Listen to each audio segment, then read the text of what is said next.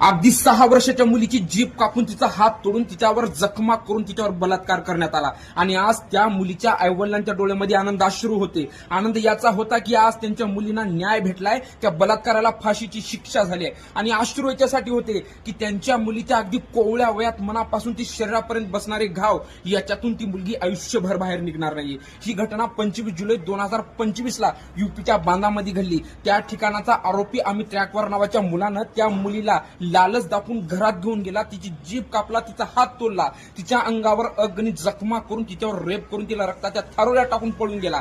त्यानंतर त्या आईवडिलांनी त्या मुलीला हॉस्पिटलमध्ये भरती केलं।